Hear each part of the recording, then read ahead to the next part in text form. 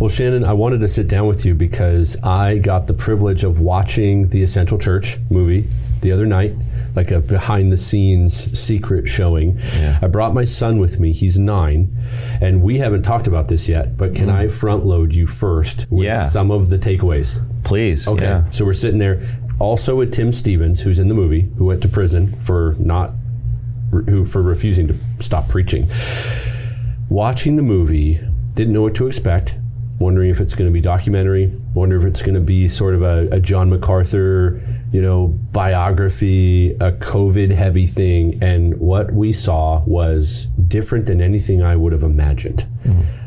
Church history, dealt with COVID, truth, the gospel, a lot of other key storylines that were unpacked, almost a behind the scenes too of how churches went through challenges. But the biggest takeaway, when I went home that night and as I was driving home with my son and I was getting his feedback at 9 years old, he's pretty much parroting to me, so Dad, we want to obey the government when it's biblical and reasonable, but if they tell us we can't worship, and if they tell us we can't do church and we can't follow Jesus and we can't preach, we disobey. We follow God, not government for that, right? Like that's what we do. And I'm going, okay, they did their job.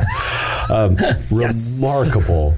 Can you take me into the big why and then the big what? Why the film? Why put all this energy, time, money, and do this? And then what is it about? And because people may think, oh, it's a Grace Community thing or a COVID thing. Talk to me about the why and the what.